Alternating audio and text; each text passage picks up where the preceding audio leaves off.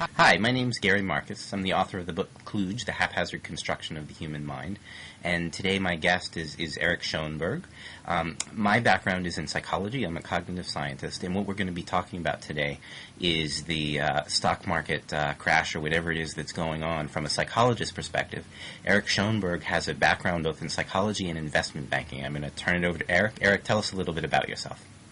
So I was a partner in an investment bank that focused on technology companies in the 1990s and became so fascinated by the behavior I observed in financial markets then that I decided to return to academia. I got a PhD in psychology, and I now teach at Columbia Business School a course on behavioral economics and decision making.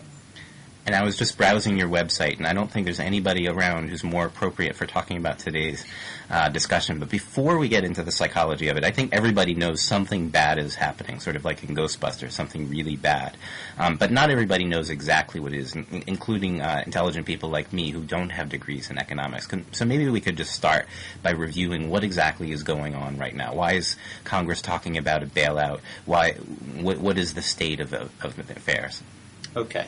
So the basic problem that Ben Bernanke at the Federal Reserve and members of the administration and Congress are worried about is the credit system in the United States. You can think of credit as being the oxygen that makes the economic organism run. And just like oxygen is delivered to the parts of the body via the circulatory system, the financial system basically serves the same purpose, getting credit from people who have money to those who want to borrow it for investing or consuming purposes. And the basic thing that people are afraid of is the circulatory system shutting down in this country? Has the heart effectively stopped pumping credit to the places where it needs to be? So why does anybody even think that we run out of oxygen? I know a lot of ordinary citizens like me are like, my money's still safe in the bank. I have FDIC insurance. Why should I be worried? What leads us to think that we've run out of oxygen? I like the metaphor. Can you push it a little bit and explain why we think that the patient's in trouble? Well, it's an excellent question, and to sort of go with the metaphor, what we're doing is monitoring the vital signs of the circulatory system, and the problem is we see it slowing down. Again, you have to remember that you may have money in a bank, and there may be an entrepreneur out there who wants to borrow this money to begin to hire people and build a business. How does it get from you to him? That's the purpose the financial system of this country serves. Banks and investment banks get capital from people who have it to people who want it. And the problem is all the signs indicate that system of moving capital from the people who have it to the people who want it is not working properly. There are a lot of technical details I could go into to explain it, but I think that gets at the essence of the problem. Well, here's another sort of question that's halfway between a psychologist and a man on the street sort of question. How do we know this isn't just fear and panic? I mean, how do we know that there's still money out there, right? Why is it that people aren't willing to make loans? Why is the circulatory system frozen? And how do we know it isn't just a sort of psychological fear? Well, I guess I quibble with the question of isn't just. I mean, it is obviously heavily psychological. So now let's focus on what is going on. Why is the credit system seem to be slowing down? And the problem is a combination of factors that we might call reality-based and factors that we might call psychologically based. So unlike the circulatory system of the body, where the heart just gets blood out to the system and doesn't expect oxygen to come back to it, when the financial system lends money to somebody, it expects to receive it back. And the basic problem that we have today is banks are uncertain about the likelihood they're going to get repaid if they loan money. Now, that's always been true when they loan money to end users of money. Obviously, you're concerned whether somebody who's taking out a mortgage or somebody who's building a business is able to return it to you. What's not usually the case in the financial system is worrying about the intermediaries being able to pay it back. Banks very often lend money to other banks, and what's basically breaking down is the system by which they're doing that. Because there is concern that some banks are either insolvent, in other words, they really should be out of business, or temporarily illiquid, in other words, they don't have easy ability to get their hands on money. Both of these concerns are causing banks to be concerned about lending money to other financial institutions. And that's where the system is freezing up. So, I mean, it really is at core a psychological kind of crisis. I mean, not every crisis is like that. I mean, an earthquake doesn't have anything to do with how people think about it. It's just a disaster. But this is partly about people's attitudes, I guess, people's fears. It's partly about maybe rational assessments of what's going on, and maybe some irrational assessments of what's going on. Well, you and I have had discussions before about rationality versus irrationality. Here, too, there's a combination of both of them. I mean, certainly you wouldn't want to lend money normally to an institution that's technically bankrupt. That's an insolvent bank. Mm-hmm. I'm not sure whether that's a psychological factor or not, because there are some complex issues of how you determine whether or not somebody is bankrupt. I mean, fundamentally, the reason I chose to apply psychology to economics is that I believe at the end of the day almost all economic decision-making is based on beliefs and therefore has a psychological component to it. So how did we get here? What is the psychology and the economics of how we got to this particular crisis? So there are a lot of different points of view about this, and certainly there are a lot of political viewpoints about how we got there. But again, if we analyze what the basic problem is the banks are not sure who they should lend money to. So at the heart of the problem is the fact that a lot of banks and a lot of financial institutions lent money to people who were buying homes. And they lent this money based on a false belief. And the belief was that the value of homes would invariably increase. So they really didn't take the care they should have taken to make sure that these people were able to pay regardless of whether or not the value of the home went up. In other words, did they have adequate income to pay back this loan? Now, because they haven't done that, and because, in fact, housing prices have started to go down, they've lost money. When you lend somebody on the basis that you expect to get it back and they're not able to pay you back in full, you've lost money. So there is a substantial amount of loss out there. The problem is we don't know how much money has been lost, and more importantly, we don't know who's lost it. So back to the psychology for a second. I mean, you said that people had a false belief that housing would always go up. Part of my question is, why did they have that belief? So it's not the first time, obviously, that housing has gone down. It may be, I'm not an economist, I can't tell you how common it is that it goes down across the nation the way that it has now, but certainly... Well, that is, in fact, what's unusual, and that is a point Alan Greenspan made when he was defending his own handling of the situation, that though he believed that it was possible that there were bubbles in housing prices in particular markets, he didn't believe it was possible that this could be true nationally. And in point of fact, again, I don't remember the exact statistics, but it is extremely rare. I can't help but think that during the Great Depression, this was also true. But even then, I suspect housing prices did not collapse catastrophically. Certainly nowhere near the level of the fall in housing prices we're seeing now. I mean, based on the Case-Shiller index, is something approximating 20% from its peak value. I remember reading something in Harper's about a year and a half, maybe 2 years ago, where a particular columnist there said, oh, this is definitely going to happen. It's going to collapse in a year or two. So obviously, at least some people had the idea that this was a possibility. It relates to something that I thought we ought to talk about, which is sometimes there almost seems to be like a will to believe. It's maybe not that everybody really thinks that housing will keep going up, but they think other people think that. So I don't know what you think about that in terms of sort of the social component of this, but...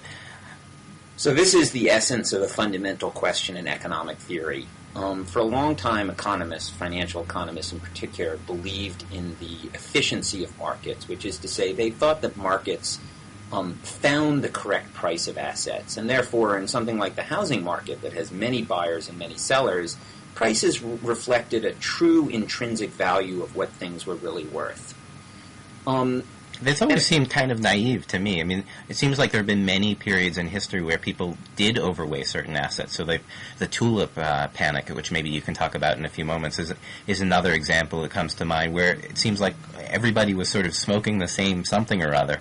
And, I mean, how could a tulip be worth, whatever, $1,000 in modern money or $100,000 or whatever it was? It seems like there are cases where the market just really is out of sync with reality. Yeah, well, in point of fact, there are economics papers that have called into question whether even those past experiences that certainly look like periods where prices were completely out of whack may not be in retrospect. The fundamental problem is we have no independent theory of deciding how much things are worth. Mm-hmm. So that there's no way of testing, even after the fact, whether prices were accurate or not. So take, for example, my own particular experiences in the internet market. Certainly, in retrospect, the prices of most of these internet stocks collapsed catastrophically. But the mere fact that they collapsed catastrophically doesn't prove that they were mispriced to begin with. It may have just been very unlucky that they fell as much as they did. Certainly, no economist claims that the market is a perfect predictor of the future. What economists claim is they're as good a predictor of the future as any individual might be. So, how exactly did we get here? It was all a matter of just people overpricing the housing. Is that okay? So let's separate out two issues here. One is the fact that because of this belief system that housing prices could only go up, banks made loans they shouldn't have done. Now, to continue on this bubble theme, my own research addresses the question of why they believe those things. Mm-hmm. And again, it's a long and complicated argument. We can go through it if you'd like, but I can sort of summarize it by saying the following. I believe the flaw in the economic theory is precisely the one you sort of alluded to earlier, which is economists think that these assets have some kind of inherent value, and markets are trying to figure out what that is. Now, if you ask most people what the value of a stock or a house is, they don't actually think about it in terms of inherent value. They think about it in terms of resale value. Mm-hmm. The value of an asset is what somebody else is willing to pay for it. Now, the economists have long recognized that this is a way of thinking about things, and the way they've dealt with it is via a concept called rational equilibrium, rational expectations. So the idea is, if you're trying to predict how much you can sell an asset for, then if you're a rational person and you assume that the person who's going to be buying it is also rational, then the price they ought to pay ought to be exactly equal to the inherent value of the asset. Now, I think this idea is wrong. I think that in point of fact, people do not predict that other people are going to behave rationally. And in particular, what happens during bubble periods of time is, what people basically do is they observe that other people seem to have overpaid, for example, for an asset, but have made a lot of money doing so. And it's in essence the desire to keep up with the Joneses, the observation that if somebody else is making money and that person is no smarter than you, then you should be able to do the same thing and make money as well. And so what happens is the banks, like lemmings, all push further and further out in lending to more and more dicey individuals amounts of money larger than they should have. So problem number one is the banks lent too much money, they've lost money. But problem number two is, as I said, we don't know who's lost money, and we don't know how much they've lost. That's because housing prices tend to go down slowly. It's not as is often seen in financial markets where price collapses can be catastrophic. In 1987, the stock market effectively lost about 23% of its value in a single day. We never see that in housing markets. And is that because individuals are like, I'm just not going to lose more than $25,000 on this house no matter what? That's exactly right. So things get static because people just aren't willing to sell. The buyers are unrealistic and the sellers are unrealistic, and so you just don't have anything moving. Is that basically what goes on? Right, and this is a very interesting and important psychological concept called the endowment effect. Mm-hmm. Endowment effect combined with something called loss aversion. And the basic idea is that people value things that they own more than things that they don't own. And we're very reluctant to accept a loss on something that we own. Mm-hmm. So rather than sell a house at a loss, people are willing to wait a long period of time in the hope that they'll actually get somebody to pay at least what they originally paid for it. So that's part of the reason that housing prices adjust much more slowly than, for instance, financial market prices, because people live in their houses, and so they're often able to justify not selling for longer periods of time. But ultimately, of course, the reasons that people sell houses are the reasons people sell houses. They've moved, they've taken a new job, they want a larger house for their family. So at some point they say, you know what, I've waited long enough, I'm just going to have to accept whatever comes my way. It takes a long time getting there, though, I think. It takes a long time. So there's a whole range of sort of cognitive psychological phenomena where people don't seem to do what classical economics predicts. You just mentioned the endowment effect, for example. There's also this funny way where people think about money in relative terms rather than absolute terms. So my favorite example is you'll drive across town to save $25 on a $100 microwave, but you won't drive across town to save the same $25 on a $1,000 TV. Your gas is the same, your labor is the same, and yet people won't do it. So that's another example where the decisions that people make just don't seem to square with the way that people talk about things in ordinary economics, I guess. I wonder what your take is on that one in particular. I know you've thought of issues related to that. Why is it that people sometimes see money in relative terms rather than absolute terms? I could imagine that fits into their housing price. They're sort of thinking about this relative to what I paid for it rather than what it might be absolutely worth. Yeah, so this seems to be a general principle of the way all organisms interpret perception. Perceptions seem to be based on a relative basis because it's easier for evolution to program organisms to work that way. This is true of our perception of color, our perception of sound levels. It's called psychophysics, and it just seems to be the way our minds work. Now, in Kluge, I gave a slightly different theory, not a totally different theory, but which was that maybe since the whole notion of money is relatively recent in our evolutionary history, maybe we are not really evolved to think about money at all, so we have to use other brain mechanisms in order to think about money. And the one that comes to my mind is food.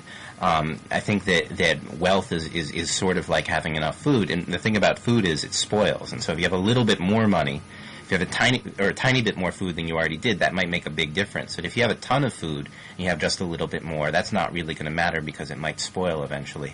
And that seems to be sort of similar to how people think about money.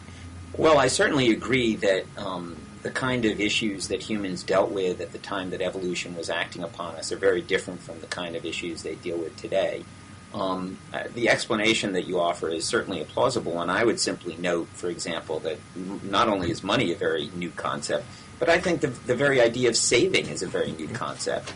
In evolutionary history, there really was no way to save food from one season to the next. Meat would spoil. Exactly. Grains would spoil. So, the whole concept of thinking about the future the way humans do today, saving for retirement, is completely alien to the way humans would have done in the Pleistocene era. So I think that raises two questions. I mean, if we have that point of agreement that a lot of what goes on has to do with the fact that the brain wasn't really evolved to do the kinds of things that modern consumers are asked to do, then one is there anything we can do about it? Is there anything we can do with individual consumers to try to help them to understand? And then at a broader scale, is there anything we can do right now with this massive crisis that we're facing?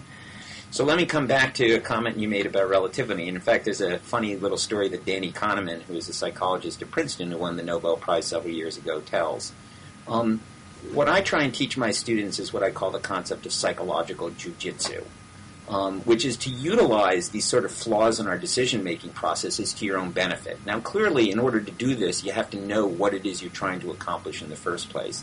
But the story Danny Kahneman tells is that when he had taught, I can't remember where he was before, but when he got a position at Princeton, he and his wife went and they looked for a new house, and they bought a new house. And he said to his wife that he wanted her to do all of her furniture shopping on the day that they bought this new house. And his logic was as follows. He expected that his wife would want to spend more on furniture than he probably would want to spend, but that he realized that if it was done in conjunction with buying the new house, he would create this mental account, and the amount of money would be relative to the cost of the house. Now, obviously, the cost of furniture relative to the cost of the house is relatively small. And now, if you bought furniture, furniture is expensive on sort of an absolute basis. But he realized that this would be an effective way to accomplish a desired goal, have furniture in the house, in a way that would make his wife happy, and would more importantly make him comfortable with them doing it. Now, this to me is a perfect story about the way you can utilize this kind of relativity mechanism in a way that's positive. Mm-hmm. So that, I mean, that's the kind of thing that one can do at the individual consumer level. What can we do as a society? So as we speak, this will probably not air for a couple of days, but as we speak, the Senate is thinking about the bailout plan, and it has to go back to Congress if it passes the Senate. What would you do if you were king? I mean, so what kind of bill would you propose? Would you go with a bailout? Is there any way you can use psychological insight to improve upon what's already on the table? So let me go back and finish the second point about what's going on here. So on the one hand, these banks have lost money. We're not sure who has lost how much money because of the length of time this process takes to unwind. Mm-hmm. But there's another element of what's going on, and I think that this is the more problematic element. And this problematic element is, to use a different metaphor, which is the financial institutions are like mountain climbers.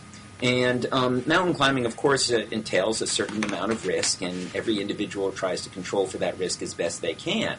But one thing that happens with mountain climbers is they tie themselves to each other.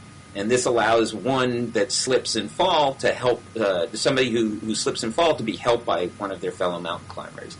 Now, in essence, what the financial system has done over the last 10 years is create, via these things called derivatives, they're used many other names to refer to them. Some people may have heard of this thing called credit default swaps. This is really a kind of derivative as well. It's basically, you can think of it as insurance policy, you can think of it as just sheer gambling. But the bottom line effect of all of these derivatives is that it's as if these mountain climbers had tied themselves together in umpteen thousand different ways, so that you have a big mass of mountain climbers, all of whom are intricately tied to each other. Now, the problem this creates is that it's harder for any individual to fall, but if one does fall, that tends to bring all of the other institutions with it. Mm-hmm. And I think the immediate cause of the problems we're seeing in the credit markets right now as we speak was the fact that the Federal Reserve and the Treasury Department, for very legitimate reasons, decided to let Lehman Brothers collapse.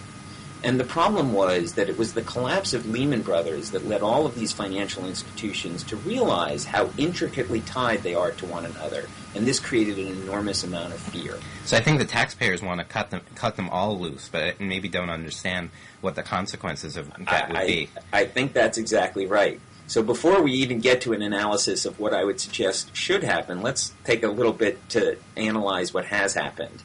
So as we speak, the Senate this evening is going to reconsider a bill that was rejected by the House on Monday. Why did the House reject a bill that the Federal Reserve, the Treasury Department, the administration, and the congressional leadership all said was absolutely essential to the well-being of our economy going forward? Why did people refuse this?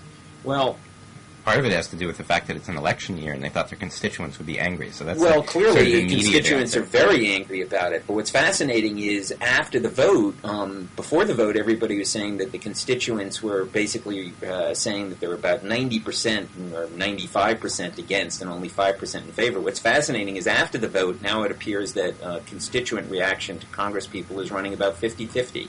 Well, because people do recognize something needs to be done. Well, and the market promptly fell 700 points, and so I think people got the message from that. That certainly might have had something to do with it as well.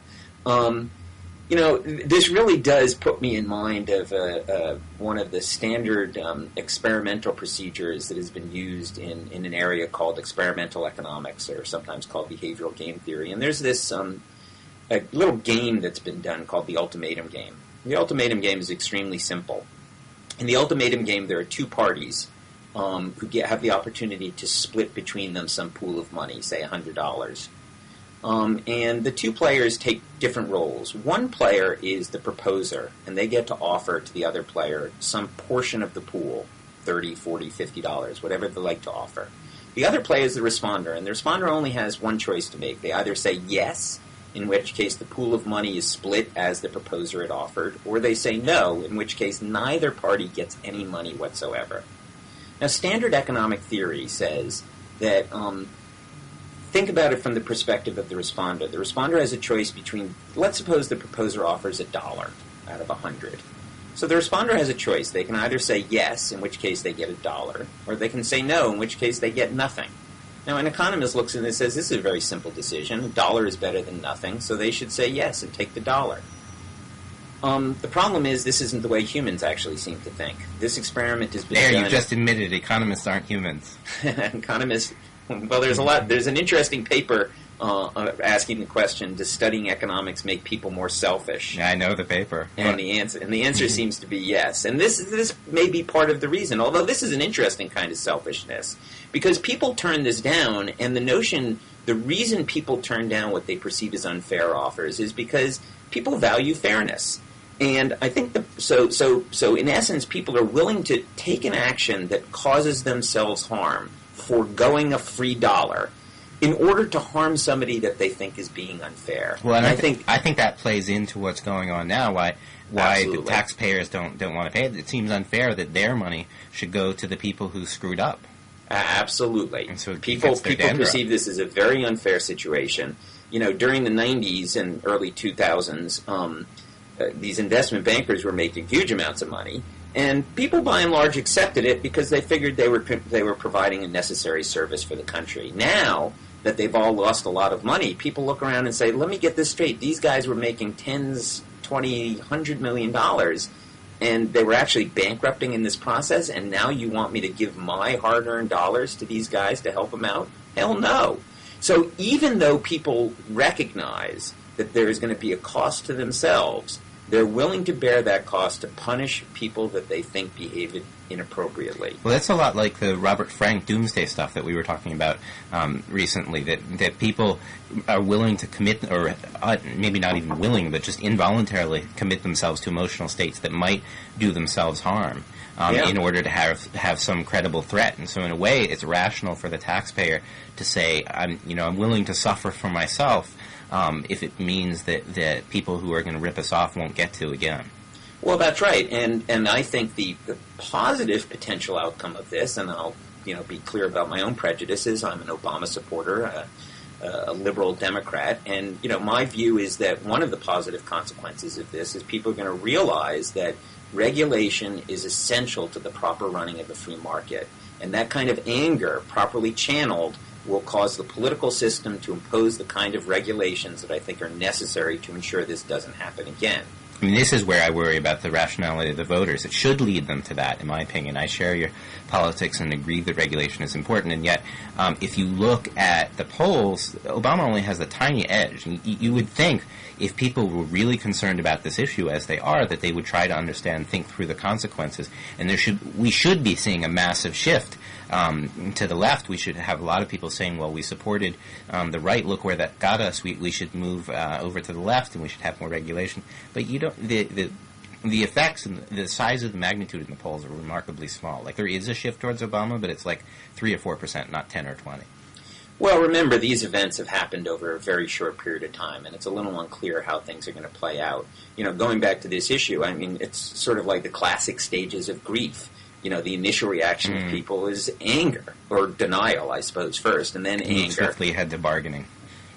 Yeah, and again, people are willing to cause harm to themselves to punish people they behaved inappropriately, but as we discussed, there's a limit to that. People aren't going to shoot themselves in the head because somebody else has done something they don't like.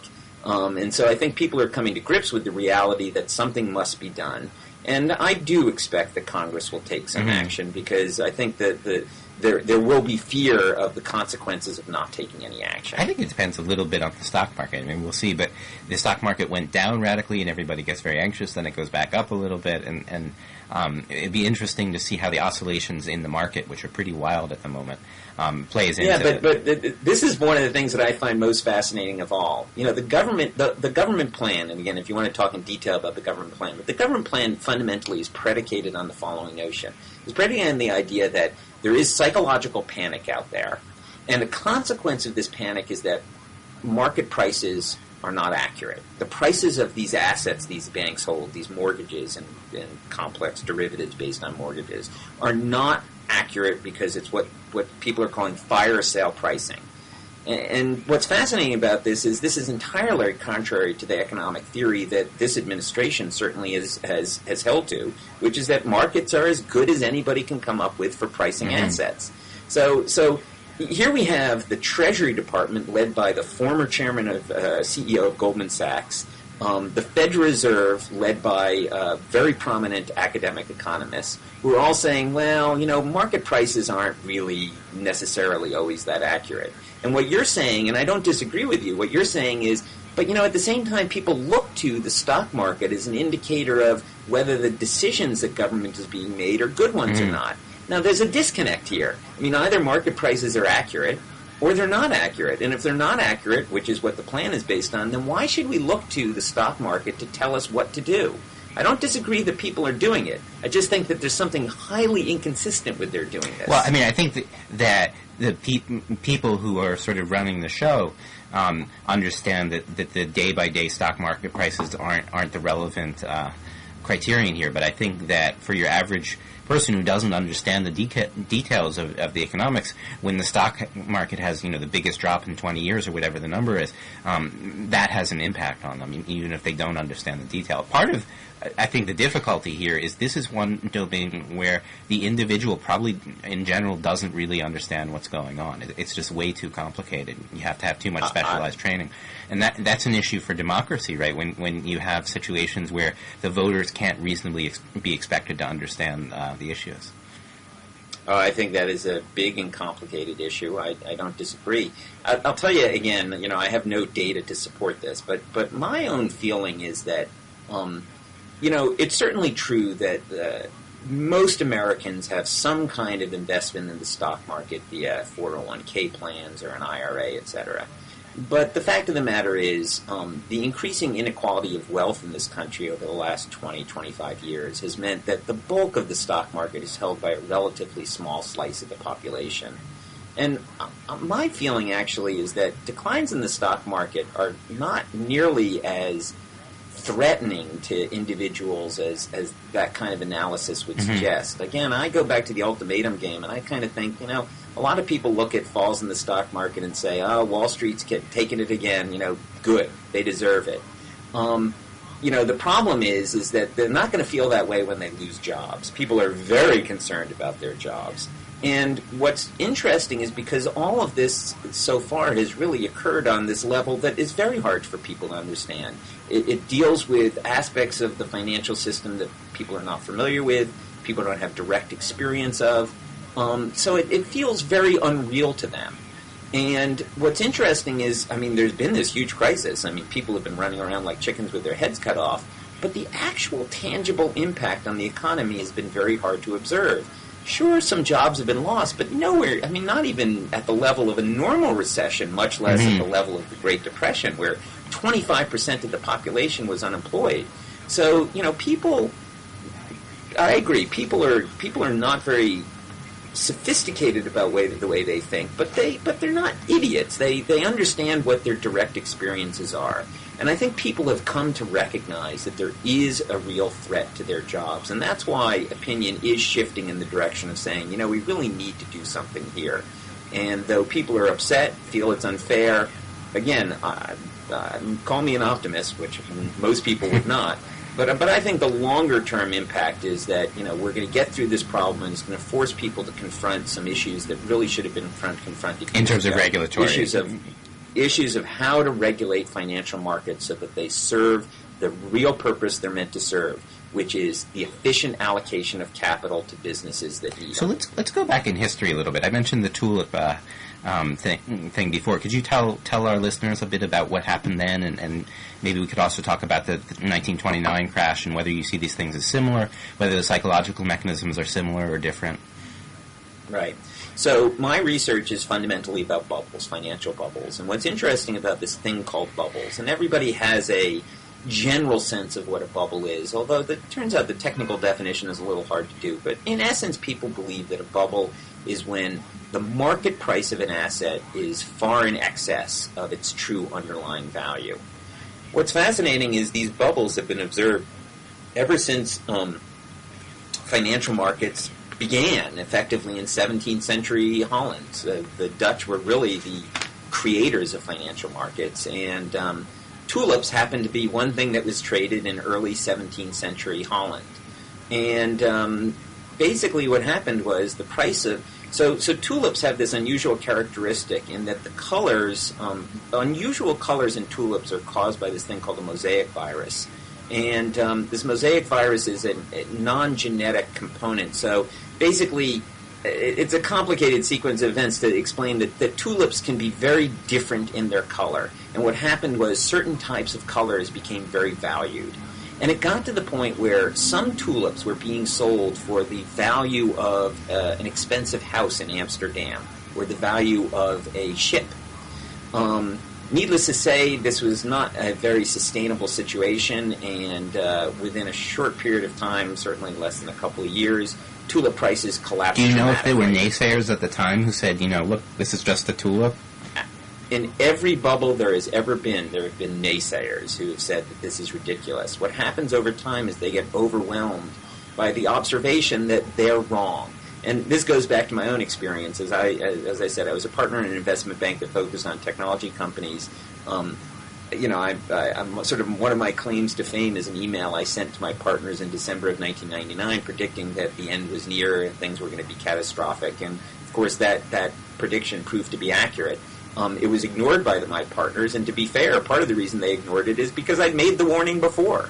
I'd probably made that warning in 98, 99, maybe even as early as 1997. And it's like the boy who cries wolf. Over enough time, when prices keep going up, everybody who says that they won't continue to go up is proven wrong. And basically, the end is near when everybody agrees that prices are not going to go down. That's when you got to What it reminds me of a bit is the scene at the end of Annie Hall when the guy is talking to the psychiatrist and he says, "You need to help my brother. He thinks he's a chicken." And the line is, "Well, why don't you bring him to a therapist or something?" And the answer is, "Well, we need the eggs." And I feel like it's a little bit like that with market. Like this is how I felt in the late '90s with the dot-com bubble. I always thought it was overvalued. I thought it was ridiculous. These companies didn't have that much in the way of real assets and so forth. But every day I would think, well, maybe I should get in on it anyway because everybody else is eating the eggs. We need the eggs. Maybe I should do it anyway. And I felt this constant tension. Well, and that goes back to my perspective on the point you made earlier about the importance of relative values, which is, it's absolutely true. People compare their circumstances, compare prices with other things. Everything is relative. And one of the most important things that is relative is how we ourselves compare to other people. Social comparison processes. And I think that is exactly the jet fuel that causes bubbles to really grow large, which is, there is nothing more depressing. I'm trying to remember whose quote this is, but there's nothing more depressing in the world than watching your brother-in-law get rich. And the fact that your neighbors are constantly talking about how much money they made on AOL or how much money they made by buying their house has a real important psychological effect on people. And I think economists really underestimate how important this impact is. So my take on that is that one of the Kluges about our mind, one of the clumsy things about the evolution of our mind is that we're basically born to be suckers in pyramid scams, I think. So the tulip craze and the dot-com bubble and maybe the mortgage thing now, they all seem essentially like pyramid scams. And it's for just the reason that you're talking about. There's nothing more painful than your brother-in-law having more money, making more money than you. And so you see your brother-in-law in on it and you want to get in on the same action. And it's fine for the first, 100 or 1,000 people that do that, but eventually the resources run out. It's a strategy that not everybody can follow. If everybody follows it, they do what the brother-in-law is doing, and it's not realistically tied to the value of an asset, then in the end of the day, the pyramid breaks. True. But like all of these issues, you have to sort of look at both sides of the issue. So, my own particular observation is the importance of imitation. Humans are very imitative animals, and this is an old idea in science. Aristotle made this comment that there's nothing more fundamental to humans than to imitate. And the psychological literature comparing humans to chimpanzees in the last couple of years really bears that out. I mean, human children are way more likely to imitate. We have neurological evidence that the brain is actually designed to assist with imitation at a very fundamental level. So, look, this is to me a very adaptive thing for humans to do, and there's a simple metaphor you can think of, which is you're walking down a trail in the jungle, and all of a sudden some guy comes running the opposite way, screaming in terror. Now, it seems to be a pretty rational thing to do to turn around and run like hell. Because you have no idea what this guy has seen, but imitation in this case would seem to be quite rational. The problem is you've identified circumstances where it's not necessarily rational. And in fact, financial markets are exactly a situation where our strong tendencies to imitate what other people are doing, in particular, people that we perceive as knowing what's going on. It's called follow the expert. And it's a basic rule of thumb, a heuristic that people use to try and decide how to behave. And again, there's a certain surface plausibility to this idea. Doing what Warren Buffett, who's the most successful investor of all time, has done, seems to make a lot of sense. The problem is the way financial markets work. This only makes sense if you can do it at exactly the same time that somebody is doing it. And the reality is you can't. And so I think it's this desire to imitate that in many situations is entirely functional, but in the particular situation of the financial market leads to all kinds of problems. And so there's the tension. Is it rational? Is it irrational? Well, it's rational in certain circumstances. It's irrational in others. The problem is deciding where's the divide. Well, it's almost like the old saying about to someone who has a hammer, everything is a nail. So we all have this built-in mechanism that makes us want to imitate, but we're not very good at conditioning when we're going to use that mechanism. And so we have to either talk about government regulations that we'll rein ourselves in, sort of like term limits, or we have to find ways to educate people so that they'll realize they're following this and what's the risk. I mean, the alternative, it seems to me, is even though this strategy is rational a lot of the time, that it keeps leading us into these bubbles, into these pyramid scams, and so forth. It also relates, and we've talked about this before another time, to the so-called better-than-average effect, where people think, other people might get suckered, but I won't get suckered. I know what I'm doing. And then, a lot of the people who think they won't get suckered do in the end. Yeah, well, let's also not lose sight of something that I think economists have, in fact, lost sight of, which is the fundamental uncertainty that faces any economic decision maker. John Maynard Keynes had a lot of very interesting things to say about this. And he, in fact, pointed to this as a reason why it made perfect sense for people to imitate. He basically said, look, the reality is nobody knows what some kind of financial asset is going to be worth over a long period of time. It's just impossible to predict. And in this circumstance, it's absolutely natural for humans to simply look around and say, well, maybe somebody else knows more than I do about what's going on here, and to imitate what they're doing. Making these sort of abstract rational decisions that are abstractly rational about how somebody should behave about future economic situations is extraordinarily difficult. So, since you think quite rightly... Here's a question. I know you economists, or at least people in the financial world, like to write at the bottom, past performance isn't a predictor of future performance, but past performance on the part of the species, recent economic history, is that people do fall for pyramid schemes over and over again. So, yes, that seems to be a property of the species. We could argue about, for example, whether on balance the underlying mechanisms that lead to that are overall good for the species, but there's no doubt that these things recur, right? It's happened just twice in the last 5 or 6 years, and several times in the last 100 years. It's not just these things, but literal pyramid schemes where people buy Tupperware or whatever it is that they do. This is a recurrent trait for the human species. So what Santayana says about people who don't know their history are doomed to repeat it. So we know the history. And yes, the past isn't a guarantee of the future performance, but I'm willing to go out on a limb, not much of a limb, and say I'll bet that when the dust settles on this, there will be another pyramid scheme kind of thing that happens within the next 10 years. There'll be something that gets bid up. Maybe it'll be biotech firms. Maybe it'll be something else, and then falls abruptly. So what do we do about that? From the perspective of a government, regulation is obviously one part of it. Do you want to talk more about regulation, and then if you have any other suggestions? Well, let me start before we get to the government, let's start by talking about it from the perspective of an individual. Sure. I am an investor. I was an investment banker. A lot of people ask me for financial advice, and my financial advice is actually very simple. For the average American, they should save as much as they possibly can, and they should save it in a diversified portfolio that combines equities and bonds, an index. In this week in particular, that would seem rather nerve-wracking. I myself not to give away too much about my personal economic situation, but have leaned heavily this last couple of weeks on FDIC-insured deposits just because the risk, the volatility in the market seems so high. Well, again, you need to be, but this is why this kind of advice is so difficult to give, because it depends on a number of ancillary factors. Mm-hmm. For example, how, we haven't had this discussion, but I'll give you advice. You're a tenured professor, yep. Correct? Yeah, so you don't need to worry much about losing your job. Not true of the average American. And given that reality, and also the fact that professors, by and large, like what we do, so we're not all that afraid of working longer.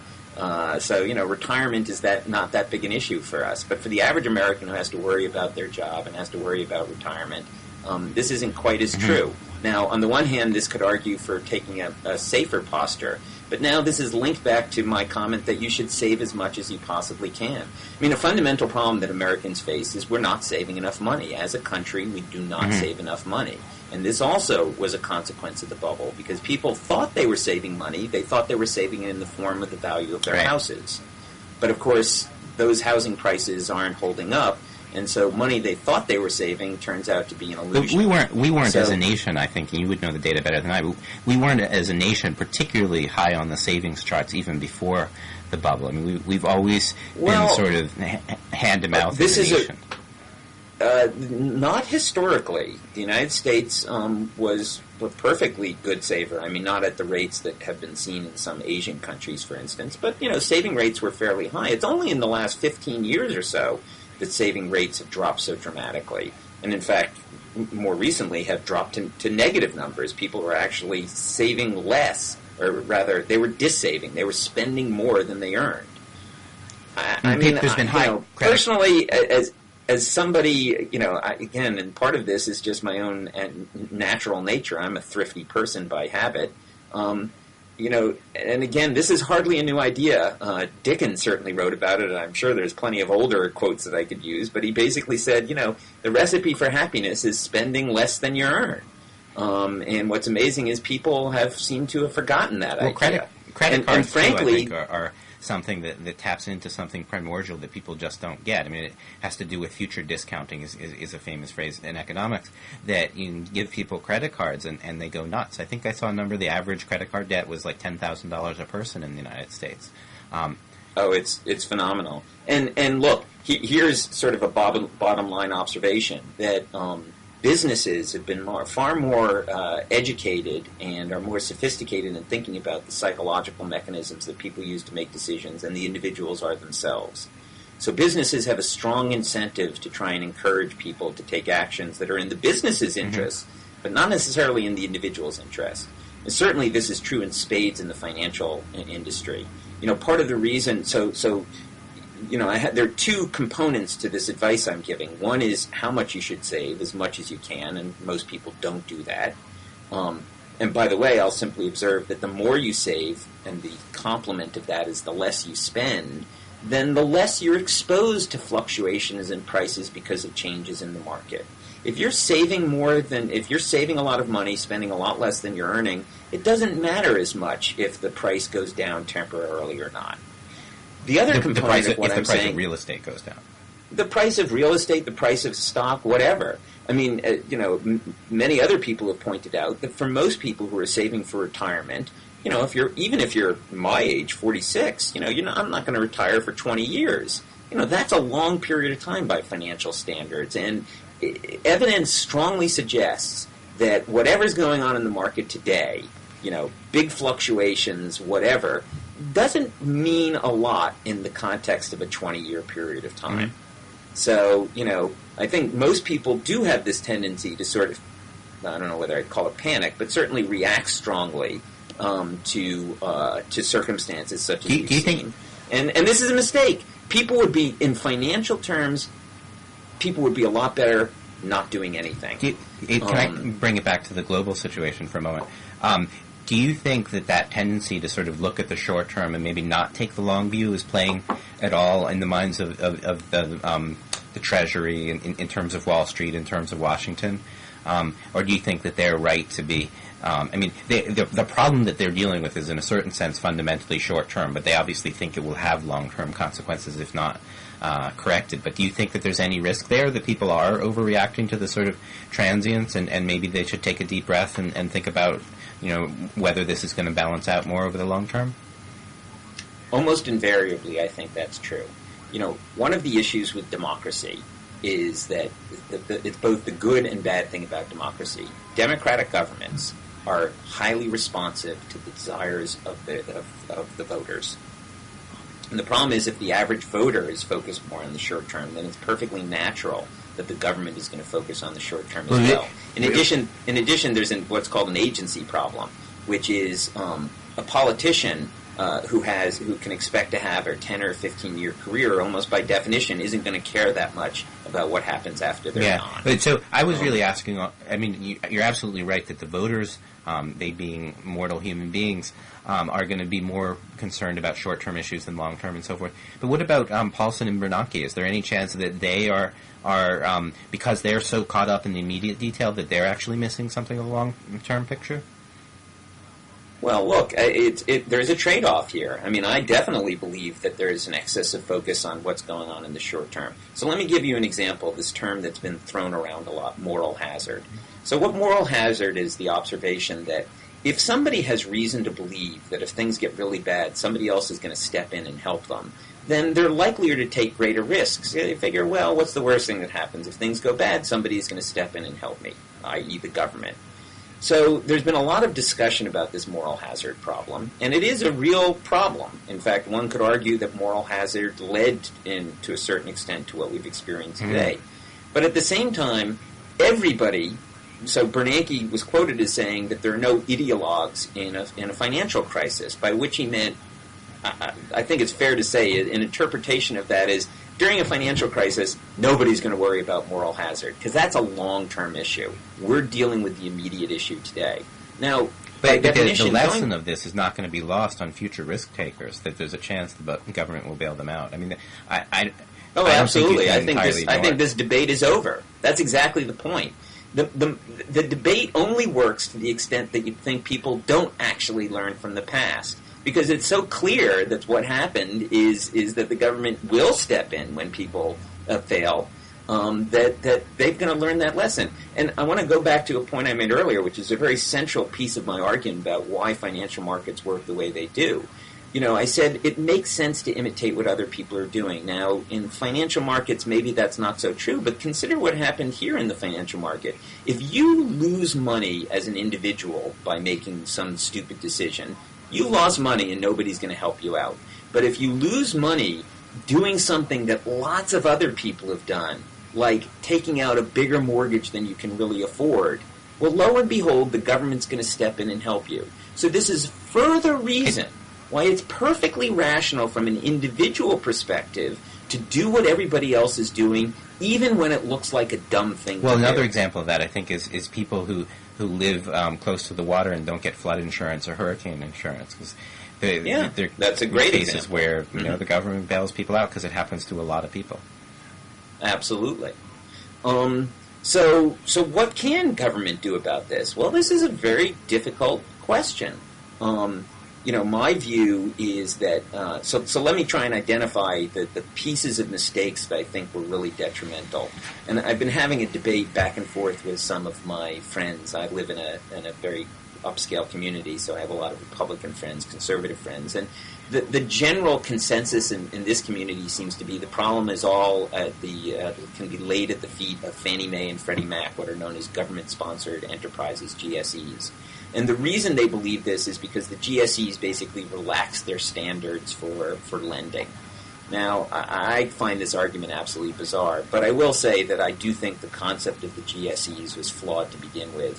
These sort of semi-public, semi-private institutions, when you give an institution, when you give an individual a set of directives, goals that they're supposed to achieve, and the goals are mutually contradictory, you're going to have all kinds of problems that arise. So I do think that I am a capitalist, and I do think the system works best in general the more we can let the free market work its will. Part of the reason for this GSEs was the government wanted to encourage home ownership, That's a great idea, but I think it would make a lot more sense for the government to do that directly. So that's point one. Point two, I personally think the deeper problem, the reason we're really in such bad shape right now, was that the government explicitly decided not to try and regulate these derivatives at a time when they were still a very small part of the Can you remind our listeners, like, over what period of time those kinds of decisions were made? When was the notion of regulating derivatives discussed? And so then the natural tendency of financial markets is towards innovation. People come up with ideas, different ways of providing capital to other individuals, and they sell these innovations. And so the problem with regulation is it's very hard to keep up with the dynamism of idea creation that occurs in the free market. So an example of this was this whole idea of this credit default swap. I don't know exactly when the idea was first developed. I do know that 20 years ago they didn't exist, and at some point around 10 years ago somebody really had this idea of developing them. I don't know whether you want me to go into what it really is. Again, a credit default swap was intended as a kind of insurance. But the problem was, we realized a long time ago in this country that insurance needs to be closely regulated, because insurance is based on a promise about what's going to happen in the future. And it's very easy to make promises, not so easy to keep those promises. So what we did was, all the insurance industries are heavily regulated, primarily at the state level. This was a type of insurance that, because it was perceived to be between two parties that were assumed to be sophisticated, a bank and an investment bank, a hedge fund and a bank. Because of that, the theory was, well, these guys should know what they're doing. We don't have to worry the one about time this. when Republicans let consenting adults do what they want to do. Just so. So roundabout, I think would have been December of 2000, there was a bill that was passed called the Commodity Futures Exchange Act of 2000, something like that. And that bill explicitly said that we're not going to regulate these things. I think this was a horrific mistake. Horrific mistake. And we've got to go back and change that. We cannot allow this kind of system, precisely because, as I said, what the consequence was, all of these institutions became so tightly linked together that you no longer could have anybody fail because of the consequences for the system as a whole. Now, the deeper question about how do we make sure these bubbles don't happen in the future is really what I'm trying to determine right now myself. My view is, I agree with you. I think these are an invariable characteristic of financial markets, that they are not a bug. Of people. I mean, and of people. You and I both have computer science backgrounds, so this is not a bug, which is kind of the way economists think about it, to the extent they accept it occurs at all. This is a feature. Well, this is really the way markets work. I might flip that around and say it's a bug in the mind that makes it a feature in the market. I mean, it's a bug in the mind that people can be suckered for these things, which makes it an inevitable property of the market. I mean, only here's the caveat I would add. It's a bug. From an individual perspective, the decisions are arguably quite rational. The decisions that lead to bubbles are individually rational. The problem is, from a collective perspective, they're not rational. We can't all eat the egg. Because we're all part of the collective, at the end of the day, it's not rational globally. Right? So that's the problem that you have to deal with. And I think this is just an example of a broader class of problems that I also think economists, though they've been well aware of for a long period of time, have kind of slid over a little too easily. These are called collective action problems or social dilemmas. And they're all based on this notion that we have all kinds of models for situations where what behavior that is individually rationally is collectively irrational. The Tragedy of the Commons, I guess, is... The Tragedy of the Commons is the famous book on this subject. And again, that's a 40-year-old book. So I think the problem has been that the free market fundamentalists in this country, the belief that the free market is always right, have really purposely avoided addressing this question of social commons dilemmas. Certainly markets are not the only example. Environmental issues are another prime example that is very important today. It makes perfect sense for me as an individual to use up as much carbon emissions as I can. Collectively, however, there's a real problem. So how do we deal with these things? Well, the only way to deal with collective action dilemmas is precisely through collective action. And the vehicle for collective action is the government. And so I believe that, the government needs to be more actively engaged in a number of different areas. Regulation is one of them. Oddly enough, though I haven't seen people talk about this, this is part of the reason I argue for progressive taxation. Go back to the ultimatum game, and part of the problem that we have today is that people feel that Wall Street took advantage of the system and is unfairly trying to now come back and ask for more. And this makes people very unhappy. Well, the whole idea of progressive taxation is that if we had a more progressive tax system, while these guys on Wall Street were making these untold millions of dollars, at least they would have been funding the government with a significant percentage of it. So that since fundamentally the problem is twofold today. One is trust, the willingness to trust of banks that they're going to get the money back. And second, the issue of fairness, the willingness of the taxpayer to fund a situation that they think is fundamentally unfair.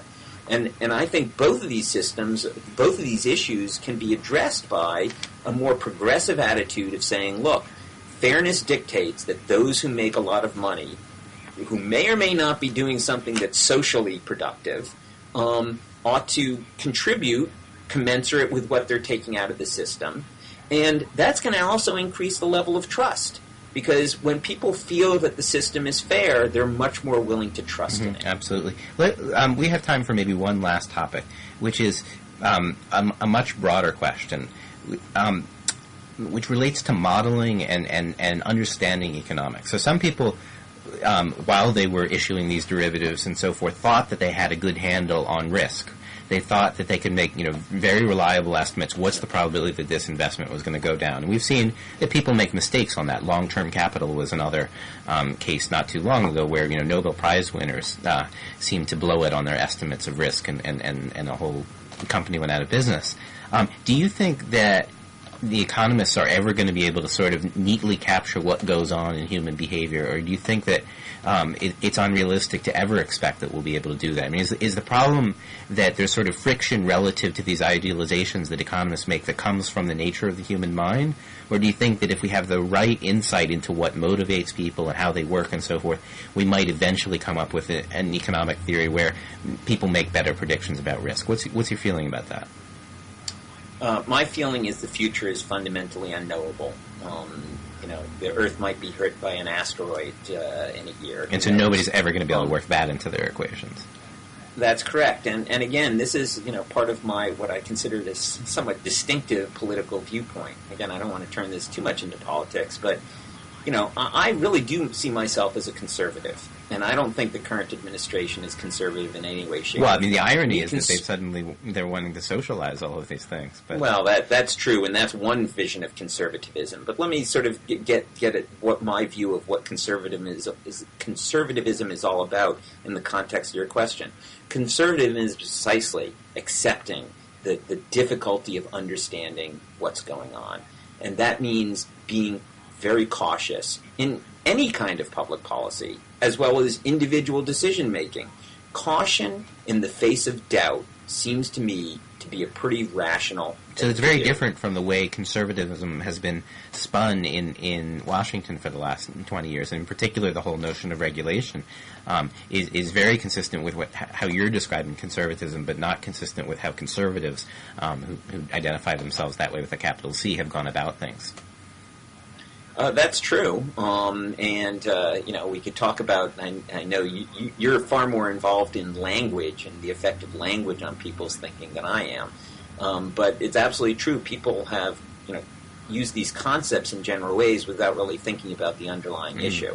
But to go back to the question, my answer is we're never going to know things for sure. There's always going to be a significant amount of uncertainty, and there is a big difference between the way risk looks at an individual level and the way risk looks at a collective level. And the only institution that is in a position to look at risk at a collective level is, in fact, the government. So in quantum mechanics, you can say, look, I don't know what each individual quark is going to do, but I can make these statistical guesses because the probabilities sort of cancel out.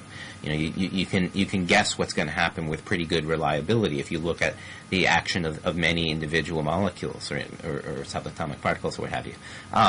it feels like in economics that just doesn't work. Like in economics, one source of uncertainty is the asteroids, the earthquakes, and stuff like that. And obviously you can't predict those very well. But it seems like even at the level of individuals, when you cancel out that kind of stuff, we're not necessarily, at least at the moment, doing a great job of figuring out how the masses will react, say, to minor fluctuations. Sometimes suddenly you find yourself in a credit crunch and the mortgages are going down. Sometimes it doesn't have any effect at all. I mean, what we would like for those cautious overseers to do is to have the best possible models that they can. And I wonder whether they can be improved by adding more psychological insight, or whether that's just not really plausible. Well, look, I wouldn't be doing what I was doing unless I thought we could get better at it. I mean, that is the whole idea of academic work, is that, we do this research, we develop theories, we test those theories, and we throw the theory away when it's not working anymore. So I certainly think we can get much better at it. I think the problem has been, frankly, a lack of humility, particularly on the part of economists. And even then, there is a big difference between economists who really see themselves as academics and the economists that most people interact with who are really public policy advocates. The problem has been a lack of humility on the part of these public policy advocates, and claiming that we know, for instance, that lower taxes lead to better economic growth. The fact of the matter is, we don't know. We have no idea. The level of research that we've done is so far from determining that question, and I'm not sure we can ever answer that question in toto. What I think we can do is not necessarily know what the best possible policies are, but I think we can have a pretty good sense of what policies will not work. And very often knowing what's not going to work is an important step forward. I don't know if you can see over my shoulder, but I have in back of me a book called The Encyclopedia of Ignorance, which is a great book in the 70s that talked about what we don't know. Actually, over my other shoulder, I have my own book, which is about what we human beings might not know. I think maybe we need a bit of a return to that. We have to spend as much time looking at the limits of our models as what they can predict well. I mean, I think you're exactly right. A little dose of humility might keep us out of a bit of trouble.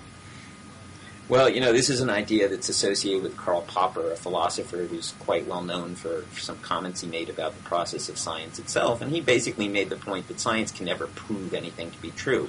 What science really does is prove things to be false. On a good day, that's true. I mean, the reality, as we both know as working scientists, is that most of the time, individual scientists are more concerned with proving that their own theories are right than necessarily following Popper's ideal of noticing. Absolutely. The difference is science as a collective enterprise has clear rules of the game about what we are going to accept as part of our canon of theories and what we're not. And though from an individual perspective, you and I both know trying to publish papers, sometimes that can be very frustrating. The fact of the matter is it's absolutely essential to the exercise. And that's not the way, for instance, politics works. For good or ill, it's not the nature of the world. But as far as your question goes, I do believe that adding psychological principles into economic theories are going to make those economic theories far more useful, far more predictive of what's actually going to happen given certain policies. I do not believe that we're ever going to come up with a perfect system where we can really and truly predict for any particular policy what the outcome is going to be. There are just too many uncertainties associated, both endogenous and exogenous to the system. So we're going to have to be more realistic, I think, and maybe this is the bottom line and where we should end. We have to be more realistic about what we don't know and what we're uncertain about. We have to build that uncertainty into the system itself. We have to recognize there are these things that we don't know, and we have to build in a margin for that. Absolutely. And the one other point I make, which would take us into a whole other long conversation, we can save it for something else, is part of the issue, too, is what should we be trying to accomplish with public policy? I mean, I definitely believe part of the reason these bubbles became so vicious over the last 10, 15 years is because of this belief that I think is, frankly, predicated on no real evidence, which is what we really ought to be trying to do is grow the economy as fast as we possibly can. I don't think this is consistent with the evidence about what actually makes people happier. It's not how rapid the economy grows. It's slow and steady growth. is going to be best for the largest number of people. And that's a very different direction to try and take economic policy making. And I think it does have some important consequences for how you want to do this kind of regulation. But until there's agreement that that's what we ought to be doing, we'll never get there. So let's save that one for a future episode and hope that the good people at Blogging Heads TV will invite us back. Thanks a lot, Eric. This has been great. Thank you so much. It was enjoyable. It's wonderful.